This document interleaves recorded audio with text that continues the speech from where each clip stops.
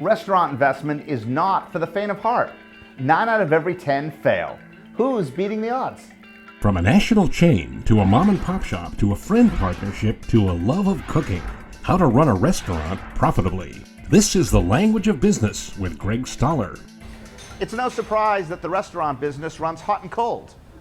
We're here at Fire and Ice in Boston with Rafael Barbosa, who is the Chief Operating Officer. Rafael, welcome to The Language of Business. Thank you. It's great to be here.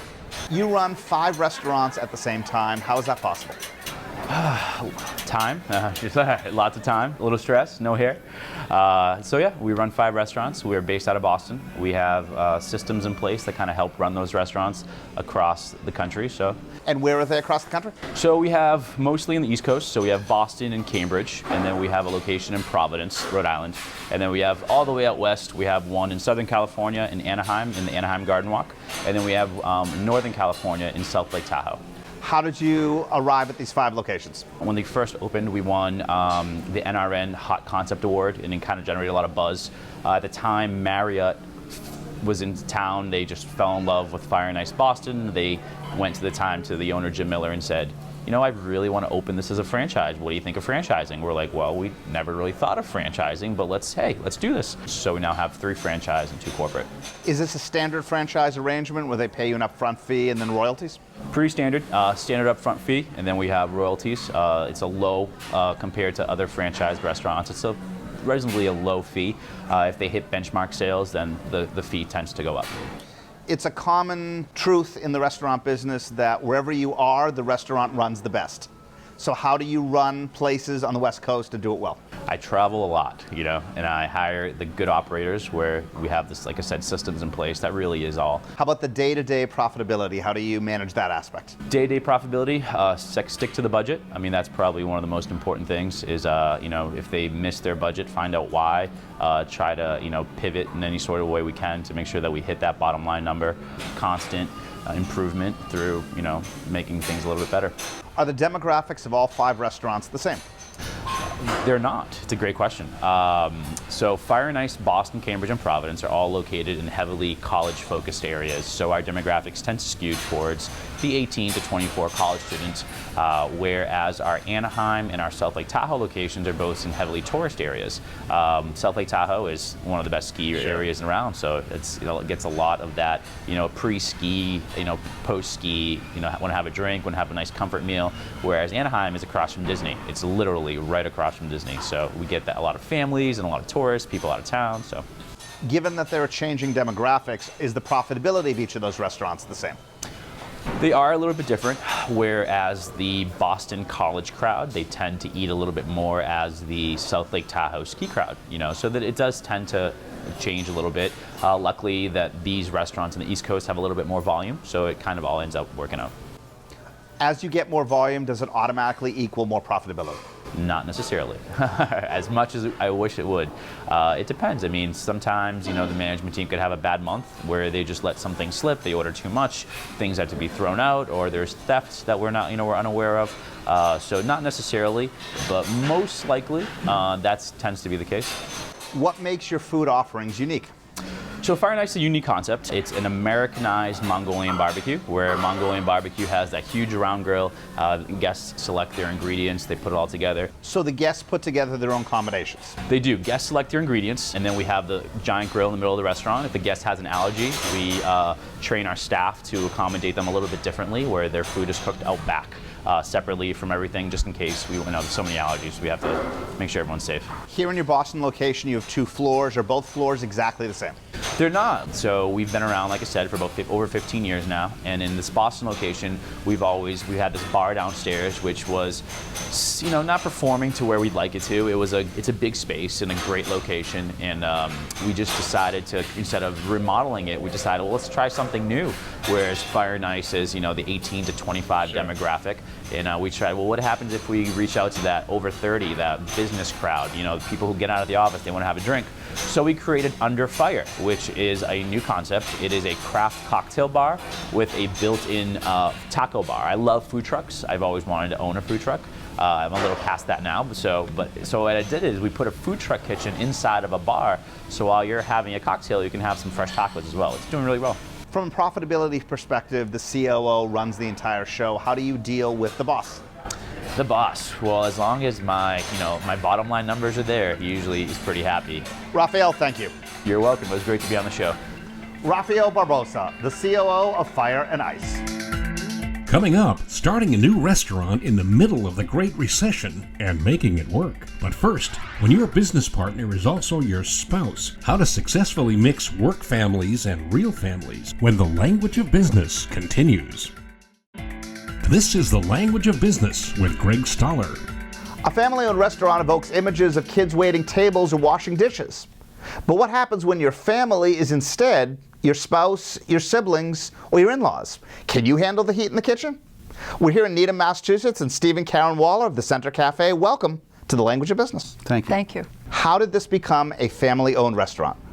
Back in '08, we sold the business we had in the Berkshires. It was a full-service country inn. We sell in July '08. The market goes you know where in September. Well, the Berkshires still have not fully recovered job-wise. So in '09, we purchased this, opened it in 2010 to literally keep the family healthy during awful economic times. How do you split running the business? Are you both creative or are you both business people? Yeah, right. I host. My wife does the books. One of my stepsons is the bartender. The other stepson and his wife are the chefs. And that's how we keep church and state separate. Does being related help or hinder your operations? Yes and yes. And yes and yes. How so? There's trust factor, there's understanding how they work, and there's the relationship that you have outside. The difficulty is, it is your family, and when it gets tense and heated during the battle of serving dinner, you're looking at your relatives, but you're looking at your employee. So that's where there's a rub, but it works. Did everybody buy in, or did you start the business and then invite your family to join you? Well, let me tell you, we started the corporation as a corporation. Stephen and I are the members. We didn't make the kids part of the corporation because we didn't want them to be impacted negatively if there was a negative impact financially. Would you ever consider introducing non-family members into your business? Yes. Well, we do, actually. Some of our staff, we don't have enough family to staff the restaurant completely, so there's Sandy and there's Bridget on the floor and there's Franley in the back, and we treat them all the same. They're all my kids. Would you ever consider receiving non-family money as investors into the restaurant?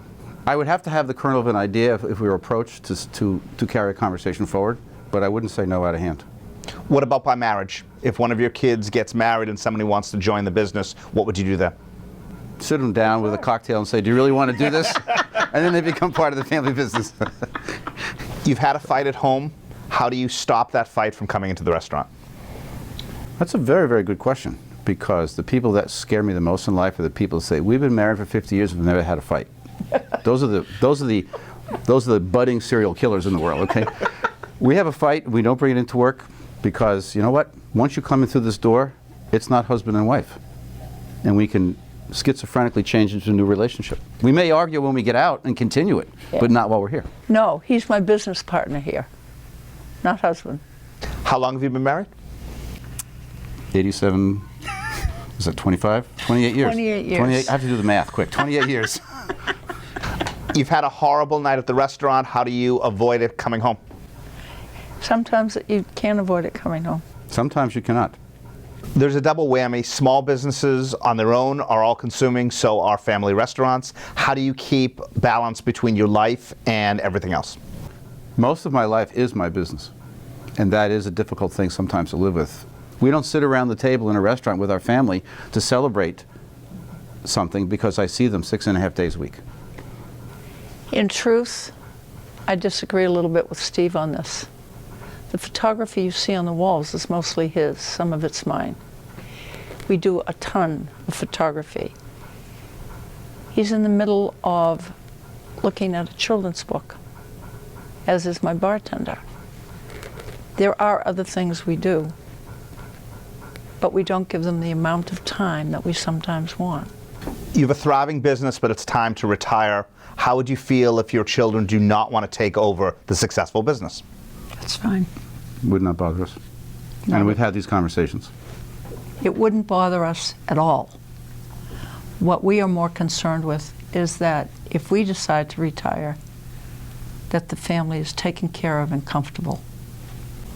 Even if it means shutting down 20 years of success over 2 restaurants? Yes, sir. Yes. Karen, Steve, thank you. Thank you. Thank you. Steve and Karen Waller, the owners of Center Cafe here in Needham, Massachusetts. Restaurant profitability. In this episode of The Language of Business, we've looked at the national chain Fire and Ice and a family-owned cafe in Needham, Massachusetts. Coming up, a guy who loves to cook and has figured out how to make money doing it. But first, we'll look at 2 partners who took the bold step of opening a new restaurant in the midst of the Great Recession as the Language of Business travels to Portsmouth, New Hampshire. They say restaurants make most of their money on alcohol, but how do you capitalize on that? We're here in Portsmouth, New Hampshire, a Cava Tapas and Wine Bar where they have not only 1, but 2 wine bars. John Acker and Greg Stoller, welcome to the Language of Business. Thank you very much for having us. Thank you. Do you get double the profits because you have 2 wine bars? I wish, but no. When we first opened the restaurant, we had a similar view that the restaurant industry and clientele had gone to a scene where people really liked sitting at a bar, even if you were going to a very nice restaurant. Not generally speaking, you'd always want to sit at a table. There's a lot of businessmen that are always constantly traveling. Very regularly, they are by themselves. So having the option of the bar seating allows people in that kind of predicament to come in and still feel comfortable to have a nice dinner, but while sitting at a bar and not like alone at a table, if you will. How do you make money opening in 2008, the height of a recession? 2008 was a tough time to start. We've kind of gone into it with, the idea that we didn't know any better, and that was what we had expected. So each year, it's kind of, it's gotten a little easier since then as things have improved. It's been a wonderful experience for the past 7 years. So, John, how did you get started in 2008 from a financial perspective? Well, Greg and I both went to high school together. We were best friends in high school. So I grew up in his family, he grew up in mine. My father is a financial consultant, estate planner in the area. And he had seen Greg and I work through the business, had a lot of confidence in both of what we brought to the table.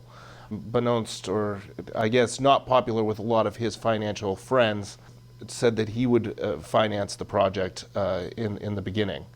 So in shorter phrases, they thought he was nuts. Pretty much, yeah. But at the same time, we had confidence in ourselves with what we were doing. I don't think we would have done it otherwise.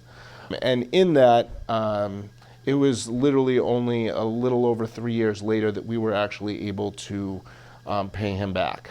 Is he still a partner in the business? No. And that was one reason why it actually worked out. My father knows nothing about the restaurant business.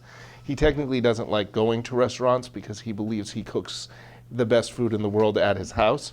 But he did this by saying, listen, you guys do what you want to do. I really will have no impact on what you're going to do. He was about as silent as a silent partner could be. But once he did receive his money back, there is no other tie to the restaurant with him. Are you both 50-50 partners? We are, yes. Are you also 50-50 partners in profits and in losses? Yes. Oh, yeah. Yes. Yep. Have you had any down years since 2011 when you repaid the original investment? No. No. We've been very fortunate that our numbers have grown every single year that we've been open. Now, this being our 7th year, knock on wood, it would be the same. But I think that you've seen more, we're a very small restaurant. So on Fridays and Saturdays, we hit capacity fairly easily. What we have seen in larger numbers is the middle of the week clientele, which in 2008, most people, when the economy was bad, they were coming out on Friday and Saturday night. That was their night to go out. Right. You're seeing more now people coming out on Monday, Tuesday, or Wednesday nights, which is growing those numbers exponentially through the years. Also for us too, I mean, one thing about that is we've been trying to put back into the restaurant, whether it be maintenance or decor or the staff, we're constantly trying to continually invest back into that platform, I guess. If you could do it all over again, would you? Yes. Yes, yeah. I don't know, restaurants are, it certainly is one of those things you have to be passionate about. I mean, there's definitely easier ways to probably make money out there, but it is a fun way. I think John and I both have passion for it and enjoy working together and Yes. absolutely. Greg Stoller, John Acker, co-owners of Cava Tapas and Wine Bar here in Portsmouth, New Hampshire. Thank you for being on The Language of Business. Cheers. Thank you. You're watching The Language of Business with Greg Stoller. Running a restaurant is as much about attitude as the bottom line. Today we go to 51 Lincoln in Newton, Massachusetts, and meet a guy who loves to cook and has figured out how to make money doing it.